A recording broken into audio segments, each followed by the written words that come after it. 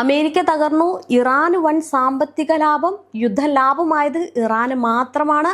പശ്ചിമേഷ്യ വിറപ്പിക്കുന്ന യുദ്ധം 27 ദിവസം പിന്നിടുമ്പോൾ നാശനഷ്ടങ്ങളുടെ ഇടയിൽ കൊടുമ്പിരി കൊണ്ടിരിക്കുന്ന അമേരിക്കയ്ക്കും ഇസ്രയേലിനും ഇത് ഒരു രീതിയിൽ പറഞ്ഞ വലിയ നഷ്ടമാണ്. എന്നാൽ മറുവശത്ത് വൻ ലാഭത്തോടെ പോകുന്ന ഇറാനെയാണ് ഇവർക്ക് കാണാൻ കഴിയുന്നത്.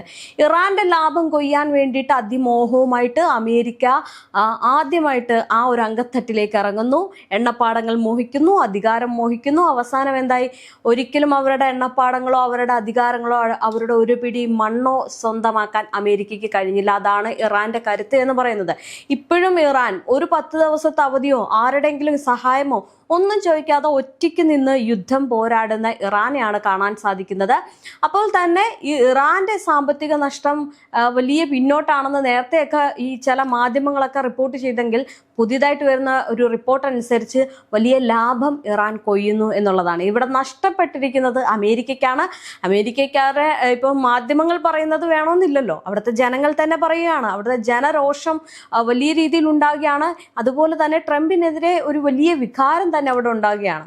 അതുപോലെ ആണ് ഈ കാര്യങ്ങൾ പോകുന്നത്. എന്തായാലും ഈ പറയുന്നത് പോലെ തന്നെ വലിയ ലാഭം കൊയ്യാൻ നോക്കിയ അമേരിക്ക ഇന്ന് 8ന്റെ പണി കിട്ടി താഴെത്തട്ടിലേക്ക് പോയി. ഇനി അവർക്കൊരു ഉയർച്ച ഉണ്ടാകുമോ എന്നുള്ളതാണ് നോക്കിക്കാണേണ്ട.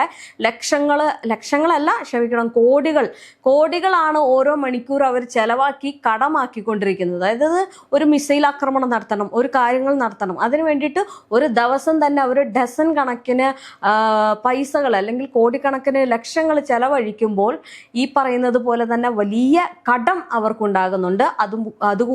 അതിൻ്റെ കൂടെ തന്നെ വലിയ സാമ്പത്തിക നഷ്ടവും നേരിടുന്നുണ്ട്. അവിടുത്തെ ജനജീവിതത്തിൽ അത് ബാധിക്കുകയും ചെയ്യുന്നുണ്ട്. അവിടുത്തെ ജനങ്ങൾ അവർക്കെതിരെ തിരിയുകയും ചെയ്യുന്നുണ്ട്. ഇതിനിടയിലാണ് ഇത്രയൊക്കെ വെല്ലുവിളികൾ നടത്തിയ ട്രംപിന്റെ മുന്നിലും ഈ പറയുന്ന നേതാക്കളെ കൊന്നൊടുക്കിയ ഈ നെതന്യാഹുവിന്റെ മുമ്പിലും നെഞ്ചും വിരിച്ച് അവരെ രക്തസാക്ഷികളാക്കിക്കൊണ്ട് അവരുടെ രാജ്യത്ത് ഒരു പിടി മണ്ണ് പോലും കൊടുക്കാതെ വളരെ ധൈര്യത്തോടെ മുന്നിട്ടിറങ്ങുന്ന ഇറാനെ കാണാൻ കഴിയുന്നത്. എന്തായാലും പശ്ചിമേഷ്യയിൽ യുദ്ധം കൊടുമ്പിരി കൊള്ളുമ്പോഴും ഇറാന്റെ എണ്ണ കയറ്റുമതിയും വരുമാനവും അപ്രതീക്ഷിതമായിട്ട് വർദ്ധിക്കുന്നതായിട്ടുള്ള റിപ്പോർട്ടുകൾ അമേരിക്കയെ വളരെ ആശങ്കയിലാഴ്ത്തുന്നുണ്ട്. അയൽ രാജ്യങ്ങളിലെ എണ്ണ ഉൽപാദന കേന്ദ്രങ്ങളിൽ ആക്രമണങ്ങളിൽ തകരുകയും അതുപോലെ തന്നെ തടസ്സങ്ങൾ നേരിടുകയും ചെയ്യുമ്പോൾ ഇറാന്റെ പ്രധാന പര്യവേഷണ കേന്ദ്രങ്ങൾ സുരക്ഷിതമായിട്ട് തുടരുന്നതാണ് അവർക്ക് തുണയാകുന്നത്. ഇത് വല്ലാണ്ട് ഇസ്രായേലിനെ ഭയപ്പെടുത്തുന്നുണ്ട്. ഇനി നോക്കിക്കേ, ഹോർമുസ് കടലിടുക്കിലെ വലിയൊരു നീക്കം കൊണ്ടുവന്ന് അവിടെ ലോകം മൊത്തം സ്തംഭിപ്പിക്കുന്ന ഒരു അവസ്ഥയിലേക്ക് ഇറാൻ നീങ്ങിയപ്പോൾ ഇറാൻ അവിടെ ഒന്നും സംഭവിക്കാനില്ല. ഹോർമുസ് കടലിടുക്കിൽ ആക്രമണം നടത്തുന്നു. ഈ പറയുന്നത് പോലെ തന്നെ അമേരിക്കയും ഇസ്രായേലും കൂടി ചേർന്ന് വീണ്ടും അങ്ങോട്ടേക്ക് ആക്രമണം നടത്തുന്നു. ഇറാന് വലിയ പ്രശ്നമുണ്ടാകുന്നു എന്ന് പറയുന്ന അതേ സ്ഥാനത്ത് ഇറാന്റെ സമ്പദ് വ്യവസ്ഥയിൽ വന്നൊരു കുതിപ്പാണ് കാണാൻ സാധിക്കുന്നത്. അതിന്റെ ഒരു ഭാഗമാണ് ഈ ഹോർമുസ് കടലിടുക്ക് എന്ന് പറയുന്നത്. ഹോർമുസ് കടലിടുക്കിലൂടെ തടസ്സമില്ലാതെ എണ്ണ നീക്കം നടത്താൻ കഴിയുന്ന ഏക പ്രധാന രാജ്യമായിട്ട് ഇറാൻ മാറിയത് അന്താരാഷ്ട്ര വിപണിയിൽ അവർക്ക് വലിയ ഒരു മേൽക്കൈ നൽകിയിട്ടുണ്ട്. ഇനി നോക്കിക്കേ, യുദ്ധം ആരംഭിച്ചതോടെ ആഗോള വിപണിയിൽ എണ്ണ വില കുതിച്ചുയർന്നത് ഇറാന് വൻ സാമ്പത്തിക നേട്ടമാണ് ഉണ്ടാക്കുന്നത്. നിലവിൽ പ്രതിദിനം ശരാശരി 16 ലക്ഷം ബാരൽ എണ്ണയാണ് ഇറാൻ കയറ്റുമതി ചെയ്യുന്നത്.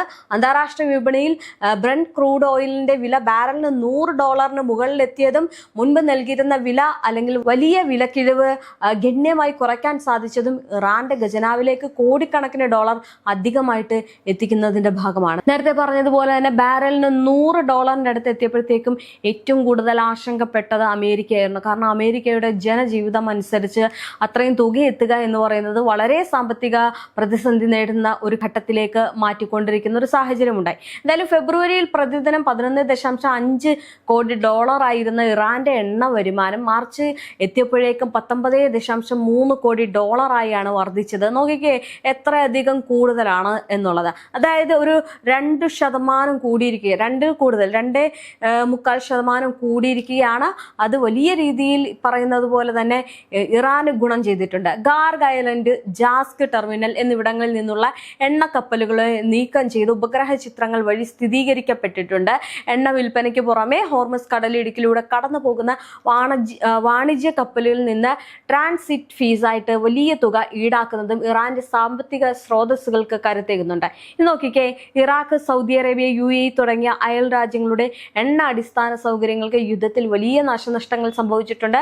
ഖത്തറിലെ LNG ഹബിനുണ്ടായ തകരാറുകൾ അവരുടെ ഉൽപാദനത്തെ ദീർഘകാലത്തേക്ക് ബാധിച്ചേക്കാം. എന്നാൽ ഇസ്രയേലിന്റെ അമേരിക്കയുടെയും ആക്രമണങ്ങൾ ഇറാന്റെ സൈനിക കേന്ദ്രങ്ങളെ ലക്ഷ്യം വെച്ചെങ്കിലും ഈ പ്രധാന എണ്ണ കയറ്റുമതി കേന്ദ്രങ്ങളെ ബാധിക്കാത്തത് ഇറാന് ഈ ഒരു പ്രതിസന്ധി ഘട്ടത്തിലും തുണയായി. അതാണ് ഇറാന്റെ സാമ്പത്തികത്തിന്റെ മേൽ ഉണ്ടായ വർധനവ് എന്ന് പറയുന്നത്. തികച്ചും ഏറ്റവും എടുത്ത് പറയേണ്ടത് നേരത്തെ പറഞ്ഞതുപോലെ തന്നെ ഹോർമുസ് കടലിടുക്കാണ്. മാത്രമല്ല ഇവർ ലക്ഷ്യം വെച്ച സ്ഥലങ്ങളിലേക്ക് കൃത്യമായിട്ടുള്ള ആക്രമണം നടക്കാത്തതും ഇറാന് വലിയ തുണയായിട്ടുണ്ട്. ഇനി ആഗോളതലത്തിൽ എണ്ണവില നിയന്ത്രിക്കുന്നതിനായിട്ട് ട്രംപ് ഭരണകൂടം ഇറാന്റെ എണ്ണക്കപ്പലുകൾക്ക് മേലുള്ള ഉപരോധത്തിൽ ഇളവ് വരുത്തിയതും അവർക്ക് തന്നെ അനുകൂലമായി. അതായത് പ്രത്യേകിച്ച് ലാഭം അമേരിക്കയ്ക്കില്ലെങ്കിലും അത് നന്നായിട്ട് ബാധിക്കുന്നത് ഇറാനെയാണ്. ഇനി സൈനികമായിട്ടുള്ള സമ്മർദ്ദങ്ങൾക്കിടയിലും എണ്ണ വിപണിയിലെ ഈ ഒരു മുന്നേറ്റം ഇറാന്റെ സമ്പദ് വ്യവസ്ഥയ്ക്കും സൈനിക വിഭാഗങ്ങൾക്കും വലിയ പിന്തുണയാണ് നൽകുന്നത്. അതുപോലെ തന്നെ വാഷിംഗ്ടൺ പ്രായോഗികമായിട്ട് ഇറാന്റെ എണ്ണയ്ക്കായിട്ട് അപേക്ഷിക്കുന്ന സാഹചര്യമാണ് നിലവിലുള്ളത് എന്ന് സാമ്പത്തിക വിദഗ്ധരും വിലയിരുത്തുന്നു.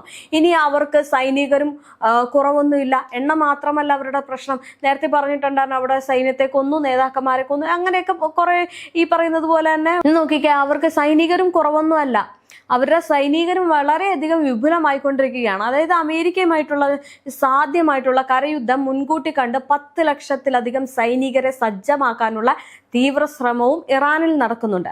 ഈ രാജ്യത്തുടനീളം സൈനിക റിക്രൂട്ട്മെന്റ് സെന്ററുകളിലേക്ക് യുവാക്കളുടെ വന്നൊഴുക്കമാണ് അനുഭവപ്പെടുന്നത് എന്ന് ഇറാന്റെ ഔദ്യോഗിക വാർത്താ ഏജൻസി ആയിട്ടുള്ള തസ്നീം റിപ്പോർട്ട് ചെയ്യുന്നുണ്ട്. മാത്രമല്ല ഇസ്ലാമിക് റവല്യൂഷണറി ഗാർഡ് കോർപ്പ് അല്ലെങ്കിൽ ബാസിറ്റ് മിലിഷ്യ, ഇറാനിയൻ കരസേന എന്നിവയുടെ കീഴിലുള്ള കേന്ദ്രങ്ങൾ യുവാക്കളെ കൊണ്ട് നിറഞ്ഞിരിക്കുകയാണെന്ന് പറയുന്നുണ്ട്. യുവാക്കളെ വലിയ തോതിൽ സംഘടിപ്പിച്ചതായും അവർ ഏത് നിമിഷവും യുദ്ധത്തിന് ഇറങ്ങാൻ സജ്ജരാണെന്ന് സൈനിക വൃത്തങ്ങൾ അറിയിക്കുന്നു. അപ്പൊ ഇവിടെ മറ്റൊരു കാര്യം കൂടിയുണ്ട്. ഈ എണ്ണ മാത്രമല്ല, അവിടുത്തെ സൈന്യം 10 ലക്ഷത്തിലധികം പേര് അവിടെ സൈനികരായിട്ട് യുദ്ധത്തിനായിട്ട് എന്തിനും നേരിടാൻ തയ്യാറ് എന്ന പോലെ ഇറങ്ങി തിരിച്ചു നിൽക്കുകയാണ്. ഇത് അമേരിക്കയ്ക്ക് ഏൽക്കുന്ന വലിയ പ്രഹരമാണ്. അമേരിക്കയും ഇസ്രയേലും ഈ സൈനികരെയൊക്കെ എവിടെ നിന്നൊക്കെയാണ് ഒപ്പിക്കുന്നത്?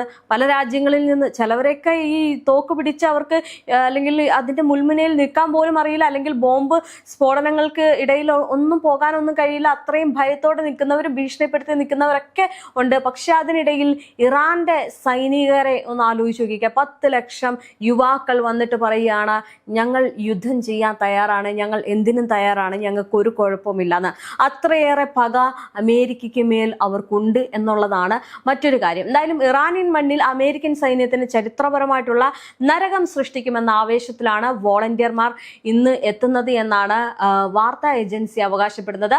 അമേരിക്കൻ നീക്കങ്ങൾക്കെതിരായിട്ടുള്ള ശക്തമായിട്ടുള്ള പ്രതിരോധം തീർക്കാൻ ഇറാൻ ജനത ഒന്നടങ്കം തയ്യാറെടുക്കുന്നതായിട്ടുള്ള റിപ്പോർട്ടുകൾ സൂചിപ്പിക്കുന്നത്. നേരത്തെ ഈ ജനം ഇറാൻ നേതാക്കൾക്കെതിരെ പിന്തിരിയും, അവിടെ ചില കലാപങ്ങളൊക്കെ ഉണ്ടാക്കി അവിടുത്തെ രാജ്യം പിടിച്ചെടുത്ത് അവിടുത്തെ എണ്ണപ്പാടവും കൊണ്ട് ലാഭം കൊയ്യാൻ നോക്കിയ അമേരിക്കയ്ക്ക് ഇന്ന് അതേ ജനത്തിന്റെ ഭാഗത്ത് നിന്ന് വലിയ തിരിച്ചടിയാണ് ഉണ്ടാകുന്നത്. എന്തുകൊണ്ടാണെന്ന് ചോദിച്ചു കഴിഞ്ഞാൽ ഈ സംയുക്തമായിട്ടുള്ള ആക്രമണം നടത്തി അവിടുത്തെ സ്കൂളിലെ കുട്ടികളെ കൊന്നൊടുക്കിയത് തന്നെയാണ് ഏറ്റവും വലിയ ഒരു പ്രഹരം എന്ന് പറയുന്നത്. ആ ഒരു പ്രഹരത്തിന് മേൽ ഇറാനെ സംബന്ധിച്ചിടത്തോളം തിരിച്ചടിക്കുകയല്ലാതെ വഴിയില്ല.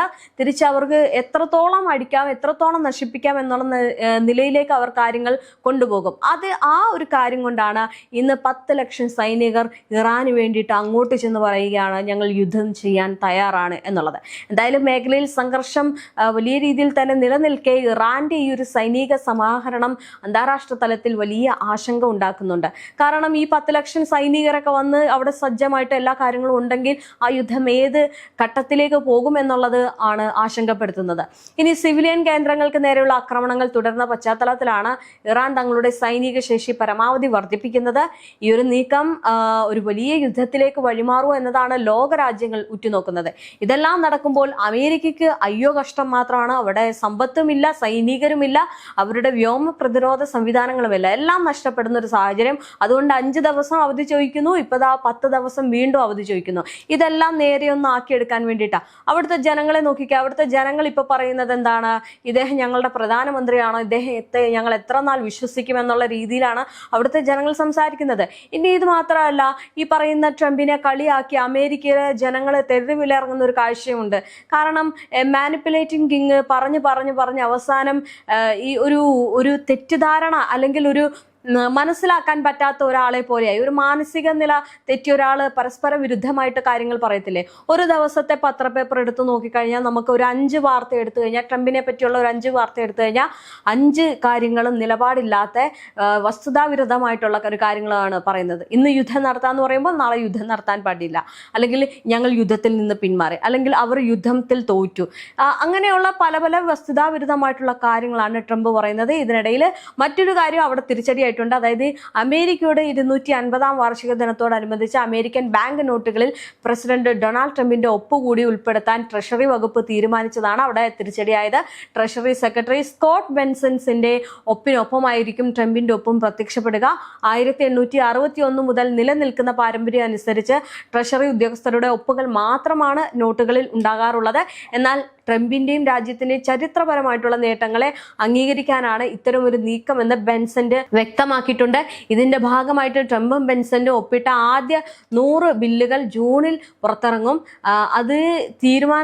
ഈ ഒരു തീരുമാനത്തിനെതിരെ കടുത്ത വിമർശനവുമായിട്ട് ഡെമോക്രാറ്റിക് നേതാവും കാലിഫോർണിയ ഗവർണറുമായിട്ടുള്ള ഗാവിൻ ന്യൂസം രംഗത്തെത്തിയിട്ടുണ്ട്. വിലക്കയറ്റം മൂലം കഷ്ടപ്പെടുന്ന അമേരിക്കക്കാർക്ക് ഇനി ആരെയാണ് കുറ്റപ്പെടുത്തേണ്ടത് എന്ന കറൻസി നോട്ട് നോക്കി കൃത്യമായിട്ട് മനസ്സിലാക്കാമെന്ന് അദ്ദേഹം പരിഹസിച്ചിരിക്കുകയാണ്. ട്രംപിന് വലിയ തിരിച്ചടി ഉണ്ടായിരിക്കുകയാണ്.